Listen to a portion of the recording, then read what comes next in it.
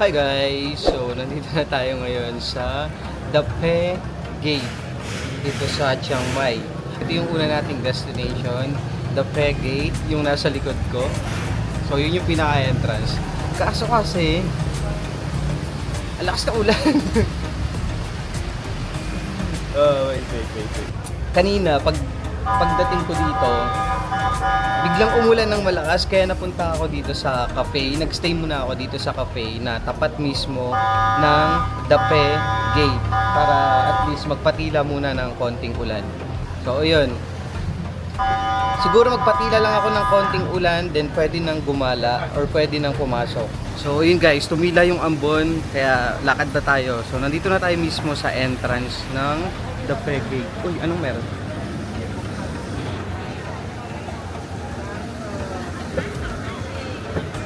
Ay, may parade sila. Wait lang. Picture lang natin. So yun guys, nandito na tayo sa Dape Gate mismo. Nasa loob mismo tayo nung... Actually, gate lang pala talaga. Gate lang pala siya. Sorry. Gate lang pala siya na maraming kalapate. Eto guys, check nyo. So ito yung mismong itsura ng Dape Gate. So, yun yung mismong entrance. Then, yun yung wall niya. Hindi ko alam kung anong merong event. Ang daming naka-costume.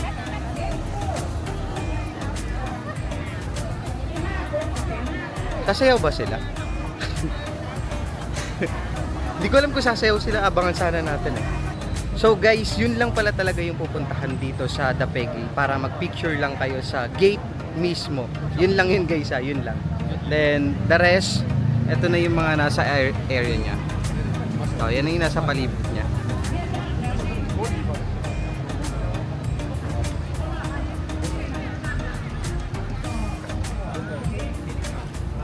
So, mga establishment na siya, mga kainan, mga hotels, mga ganun na. Iba-iba na siya guys. Iba-iba na yung mga nandito sa loob.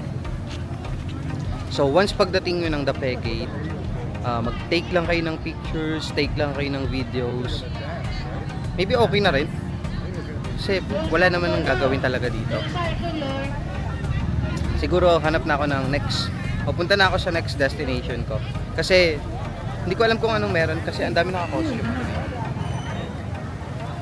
Hindi ko alam kung anong merong event na nakaganyan sila lahat. Merong mga nakatip. Ay, pwede ba dumaan dito? Bawal yata. Bawal yata dumaan. Kita. So, ang dami nila guys. Paparada yata sila. Hello. Thailand, lot of smile. Hello. Nakakatawa. Sobrang, di ba sa bagong nauusog ngayon guys, Thailand, the land of smile. Ay, ang cute oh. Woo! Thailand, the land of smile. So, totoo nga. So, yun guys, nag-take ako ng pictures tsaka ng videos dito sa area na to.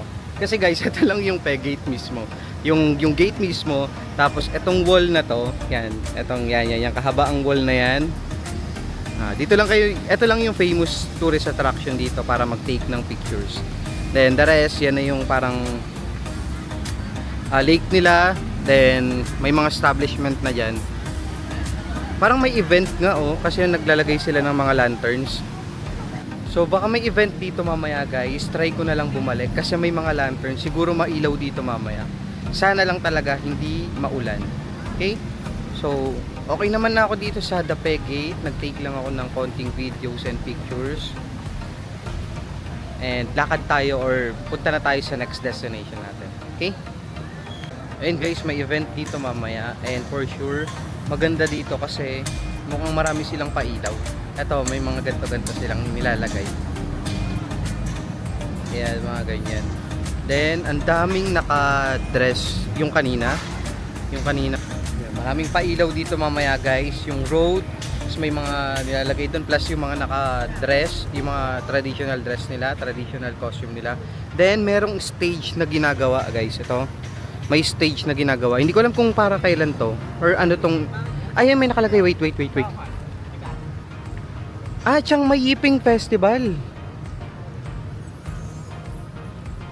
Hindi ko alam kung makikita nyo Ayan nakasulat doon. Hindi ko alam kung makikita nyo guys Ayan nakasulat doon na Chiang Mai Yiping Festival. Yun, so yun yung nakasulat. So nagre-ready na sila para sa Yiping Festival. So dito hindi ko alam kung may mga lantern sila or more on pailaw lang sila.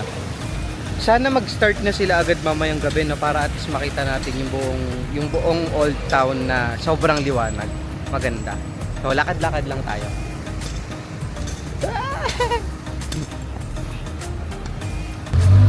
Tuk-tuk experience tayo guys. Kasi hindi ako nakapag-tuk-tuk sa Bangkok.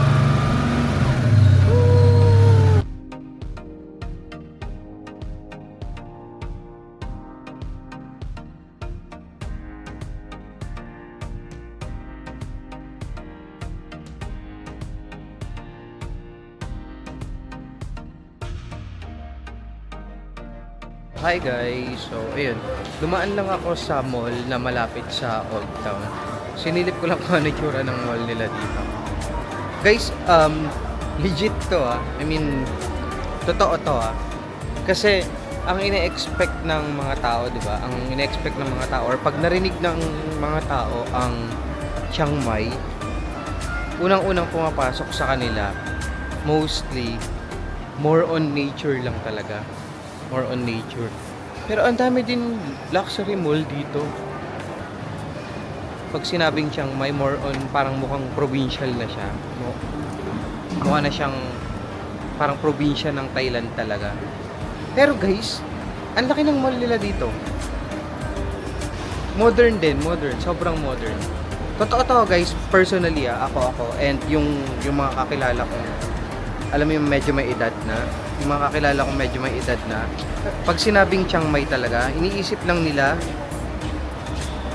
probinsya style, more on maraming river, maraming mountains, mga ganun yung iniisip talaga ng tao. If ever pupunta kayo ng Chiang Mai, then gusto nyong mag-mall or magtingin-tingin sa mall, madaming mall dito. Parang nga ako nasa Icon Siam vibes lang ganun. So maganda rin yung mall nila dito. Totoo yun guys totoo. I mean, hindi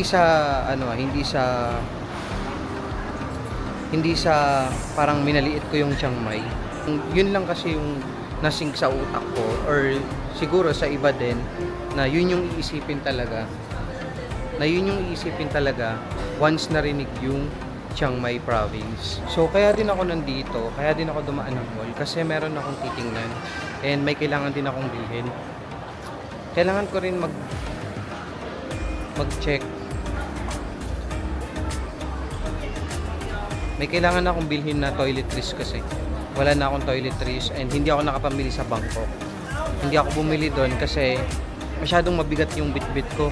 Kaya sabi ko, dito na lang ako bibili sa Chiang Mai para at least malapit lang. Pero pagbili ko, pwede akong umuwi na sa hotel para ilapag yung gamit.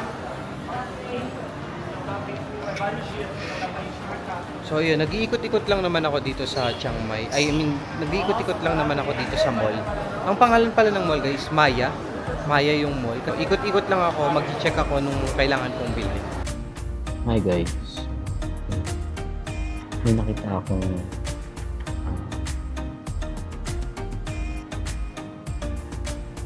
akong cafe. Para siyang library style. So halos lahat dito nag-aaral, may mga ginagawa, siguro work or mga project sa school. Sobrang tahimik lang. Para siyang library. Walang nagsasalita, walang nag-uusap. Parang halos lahat nagpo-focus sa ginagawa nila. Ako lang yung maingay. Ako lang yung nagsasalita. ako lang yung nagsasalita kaya bumubulong lang ako. So, hindi ko alam kung naririnig niyo ako. Kung hindi niyo ako naririnig, hindi ko na i-upload to. Pero, ayun, sobrang ganda kasi ng place. Parang ang sarap magpahinga. Kaya pumasok ako, tapos bumili na ako ng drinks. Tasty lang naman. Tasty lang. So, hindi ko alam kung tinitingnan nila ako sa likod. Kasi ako lang talaga yung nagsasalita. Actually, pumesto na nga ako sa pinakadulo eh. So, tingnan niyo yung place, guys. Sobrang ganda. Maganda siya. Tahimik. Then, since focus lahat, hindi ako makapagsalita ng malakas. So, kung tinitingnan naman ako ng iba, bahala na. Nagpapahinga din naman ako Though, kailangan ko lang kayo i-update para at least makita nyo din. Pero maganda siya. Maganda dito, guys. Maganda magpahinga. Lalo pag pagod nyo yung paa mo. Tingnan nyo yung place, guys.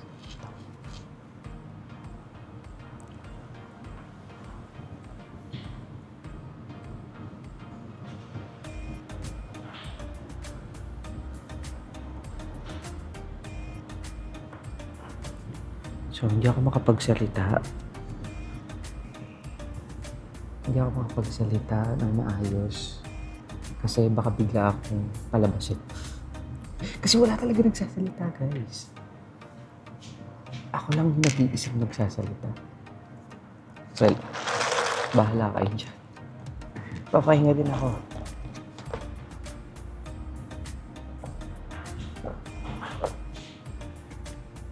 So, ayun. Nakabili naman na ako ng kailangan kong toiletries. Then, mamaya after ko dito, babalik na tayo sa Old Town City sa The Peggy para tingnan kung ano yung update dun sa mga ginawang ilaw dun or yung stage para makita natin kung bukas na ba or binubuksan talaga nila yung tuwing gabi. Bali, magre-relax na ako dito and gustuin ko man kayong i-update, gustuin ko man makipagkwentuhan. Bahala na. Baka bigla akong palabasin. Yun lang yung pinakatakot. Kasi nakakaya yun din. Hindi naman ito technically library and wala din naman nakasulat or nakalagay na bawal mag-ingay, bawal magsalita. Wala naman nakalagay na ganun. Sadyang ikaw na lang yung mahihiya kasi lahat sila hindi nagsasalita. Lahat sila hindi nakikipag-usap. Wala. Tahimik talaga. Sobrang tahimik. Kaya ako narinig wala talagang ingay. Wala kayong marinig na nag-uusap. Ako lang yung bukod tanging nagsasalita. Sa buong lugar, ako lang yung bukod tanging nagsasalita. Kaya mahina lang yung boses ko and pagpasensyahan na. Bukas pala guys, maaga yung activities na gagawin natin. Maaga ako pipick upin sa hotel, mga 9 a.m. Yun, at least pick up na siya. Hindi na yun may pupuntahan akong isang lugar. Kasi baka maiwan na naman ako. Yung hotel ko, nasa loob naman siya ng pick up area.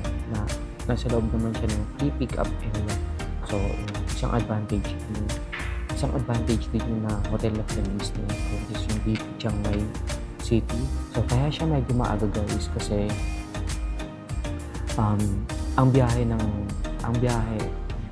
papunta dun sa area is I think 1 hour and 30 minutes or abutin ng 2 oras depende sa traffic. Kaya sana makisama yung panahon. Please. Sana makisama yung panahon bukas, sa susunod na bukas, at saka sa susunod na bukas, lalong-lalo na sa November 6. Kasi sobrang importante yung event na yun. Gusto ko yung event na yun, which is yung Loy Krathong o Yiping Lantern Festival. Yun yung nilook forward ko sa buong trip ko, yung Yiping Lantern Festival. Kasi if maulan yun, sobrang pangit ng mangyayari. Alam ko, open field yun, magiging maputik yung lugar. So, sana maaraw na sa time na yun. Sana wala nang ulan. Actually, wala namang bagyo dito sa Chiang Mai guys. Wala namang bagyo sa Thailand. Ang merong bagyo na nababasa ko sa online sa Vietnam. Siguro kaya maulan-ulan dito sa Thailand kasi nga magkalapit lang ang Vietnam at saka Thailand. Kaya nadadama yung Thailand sa ulan siguro. Yan, sana bukas wala nang ulan. Sa susunod na bukas, maaraw na, lalo sa susunod na bukas, which is November 6, wala nang ulan. Sana maganda na yung panahon para at least smooth yung activities na mga gagawin ko. Kasi puro outdoor talaga yun, guys. Diba sabi ko nung nakaraan, nasa Bangkok pa lang ako. Puro outdoor yung activities ko dito sa Chiang Mai. Kaya, sana hindi na umulan. Guys, hindi ko malakasin talaga yung boses ko. Pasensya. Kasi nakakahiya. Ako lang talaga yung nagsasalita. Bale, tapusin ko na lang yung drinks. Actually, papahinga lang talaga ako. So, ang lugar pala na to, guys. So, ito palang lugar na to, guys. Itong cafe na to. The Camp. The Camp yung pangalan ng cafe na to. So, ubusin ko lang yung drinks ko. Nagpapahinga lang din ako ng paa. Then, balik po tayo sa Old Town City kasi more on lakad na naman.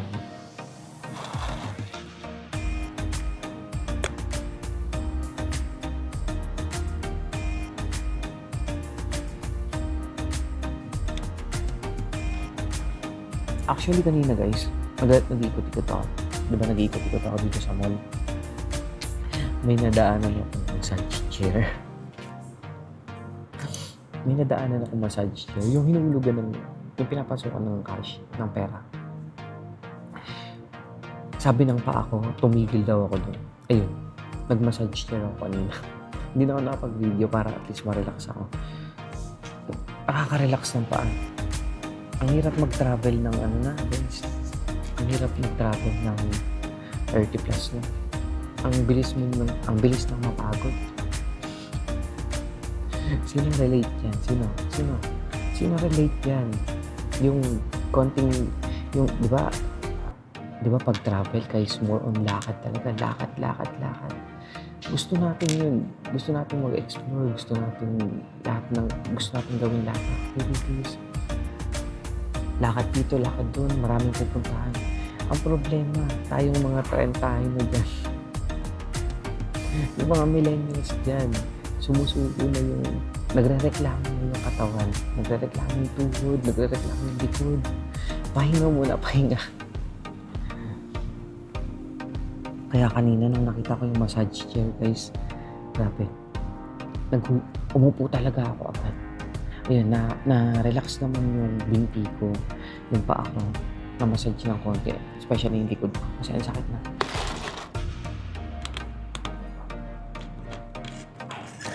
Hi guys, so yun, nakarating na ulit tayo dito sa The Peg Gate. And kakadating ko lang kasi sobrang lakas ng ulan kanina. Dapat paalis na ako sa mall kanina after ko mag-drinks. Kaso ang lakas talaga ng ulan. Nung medyo tumila na, nag-book na din ako ng Grab papunta rito. So, yung kaninang nakita natin na ginagawang mga ilaw, eto na siya. So, medyo na-assemble na nila. Actually, so ano pala to, yung parang nagre-ready na lang sila para sa Yipeng Lantern Festival na gaganapin sa November 5 and November 6. So, may event dito ng November 5 and November 6. So, yan yung stage. Ayan yung stage, binubuo na nila and may mga nilagay na silang ganyan. Mga konting lantern na may ilaw. So, may binubuo sila dito. Hindi ko alam kung ano. Nung nakaraan, alam ko may naglagay din ng ganito sa Bangkok. May nakita akong post nung nakaraan, may naglagay ng ganyan sa Bangkok. So, ayan. Then, siguro bukas, mabubuo rin yung part na nandun. So, may binubuo din dun para bukas. Try natin balikan kung may time ako bukas. Try ko silipin kung naka-assemble na yon. For sure, nakalagay na yon kasi nga malapit na ang Yipeng Lantern Festival. So, ito ang The Peg Gate kapag gabi, guys. Sobrang daming tao. Pero, maliwanag siya ngayon kasi dahil sa ilaw na nasa likod ko. So nagkataon na Yipeng Lantern Festival kaya maraming dagdag ilaw. So yan yung famous na peg na nakalagay. Hindi lang tayo makapag-picture kasi wala magte-take ng picture. Yun yung disadvantage guys pag solo lang kayo. Walang magte-take sa inyo ng picture. Kaya ako siya binalikan ngayong gabi kasi kala ko marami ng ilaw. Pero ito pa lang. So ito pa lang din yung stage na binubuo plus itong rabbit na moon, rabbit na may moon na kasama. So hanap na lang tayo ng kainan kasi nagugutom na ako, hindi pa ako nagdi-dinner. Pinlano ko talaga na dito na kumain para para malapit sa hotel. So hanap tayo ng kakain. Lakasan ko kaya yung loob kung magpa-picture ako. Laban solo dyan. Wala pa akong picture dyan.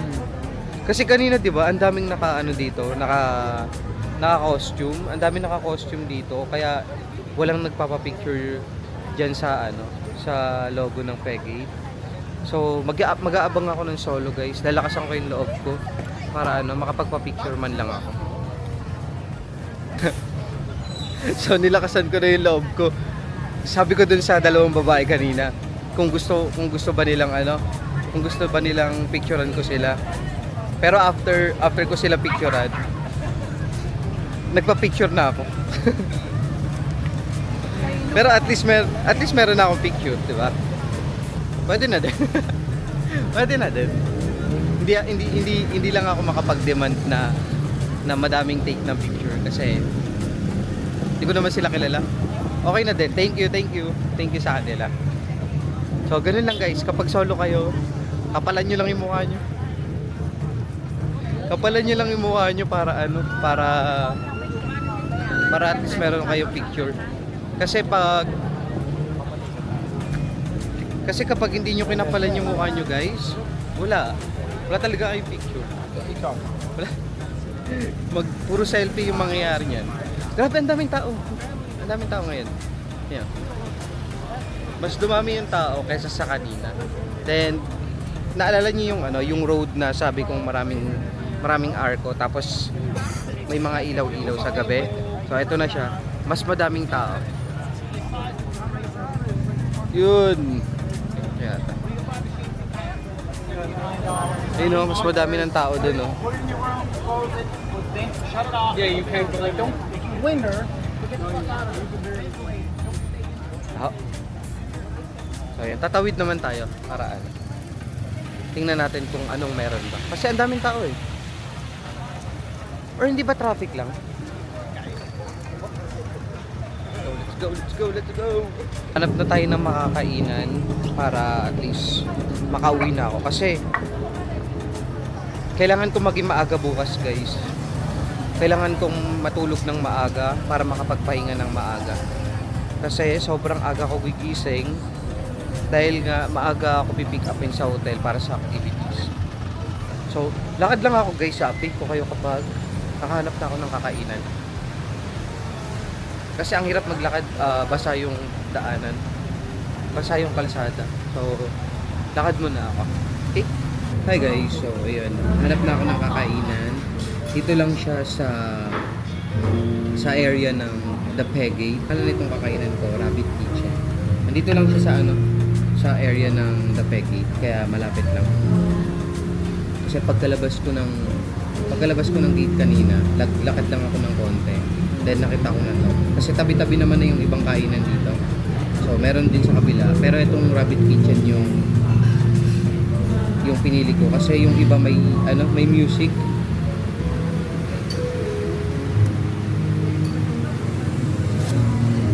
So kain na din ako, nandito naman na yung order. So, mag-noodles lang ako ngayon na may pork balls and ayun, sakto. Coconut juice tsaka fried spring roll. Oh, yan yung dinner natin ngayon. Fried spring roll, noodles na may pork balls, coconut juice kasi parang Parang kulang na kulang ako sa tubig ngayong araw. Kulang na kulang ako sa tubig ngayong araw. Baka ma-dehydrate na ako. So nga no, parang napapansin ko. Kulang na kulang ako sa tubig. Yung mga nakaraan pa. Kapag lakad ng lakad, tapos wala akong bawang tubig. So anyway, let's eat na tayo guys. Let's eat na kasi medyo mag-late na din. 9:45 na rin. And after kong kumain, kailangan ko na makauwi din ng hotel. Okay? So let's eat na guys. Let's eat. Tignan natin kung masarap na dito sa Rabbit Kitchen.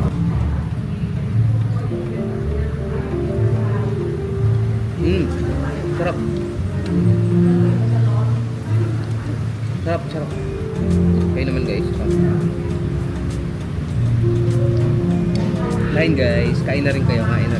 Gutom na ako. Ngayon ko naramdaman yung gutom ko buong maghapon.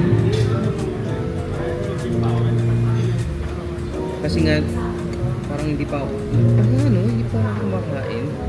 Nakalimutan ko nang kumain. Yung drinks lang kanina nung tumambay ako sa The Camp. So, let's eat na guys. Let's eat na. Kain na rin kayo. Cheers!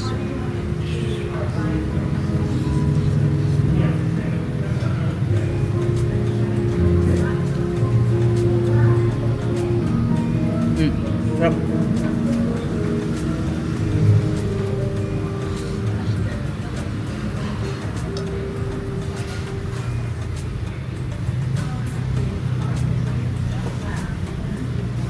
Masarap siya, kaso ang pinaka problema pala dito guys, nakita ko yung price kanina, medyo mahal, may kamahalan. Hindi katulad yung pinakainan ko kagabi, parang 70 pesos or 70 pesos 70 baht lang yung total bill ko. Meron akong rice meal tsaka drinks, yun.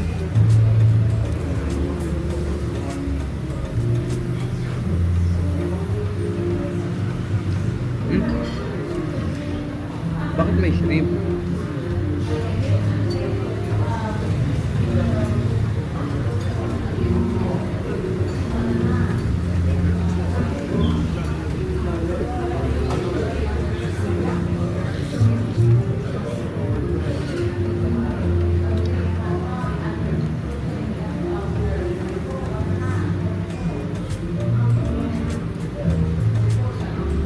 Kain na rin kayo guys. Dinner. Uwi ako agad pagkatapos nito.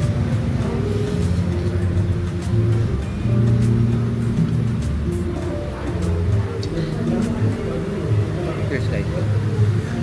Guys.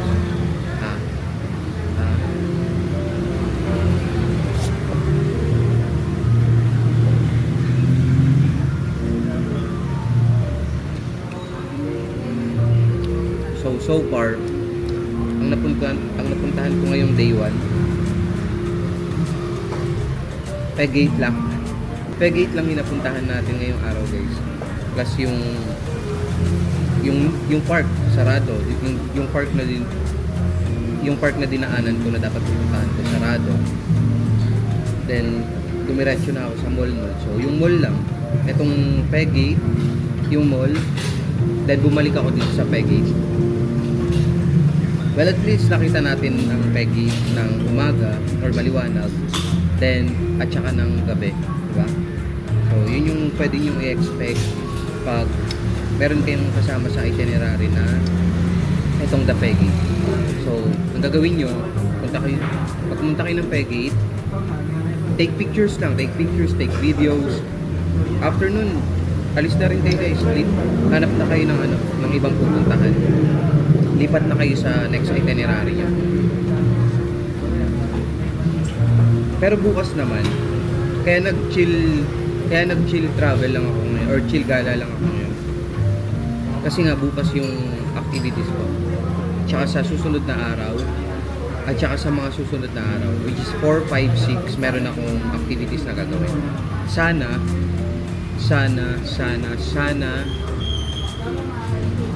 hindi umulan. Sana maganda yung panahon.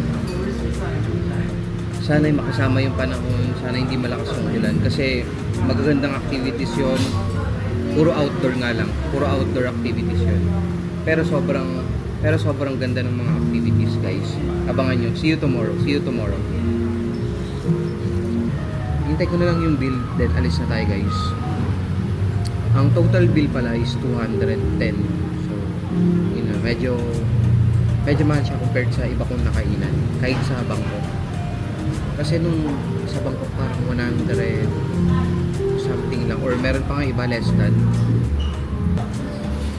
Naalala nyo guys yung sa Siam Square, yung Inter na nakainan ko doon, yung sabi ko puro lokal yung kumakain.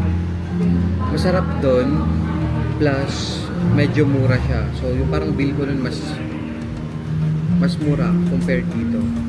So dito medyo pricey siya. So medyo mahal. Siguro kasi nasa main tourist attraction or nasa main tourist spot. Kasi yan lang yung the Peggy. So, yan lang yung Peggy mismo. Banda dun lang.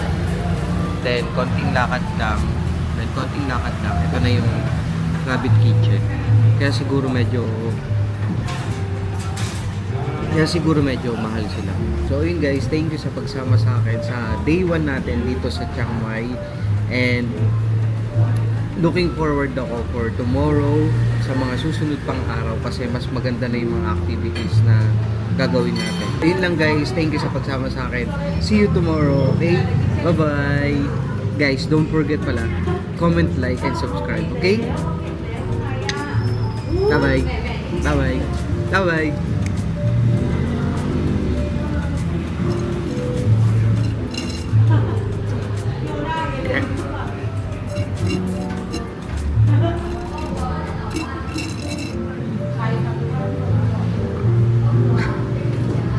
Bye guys.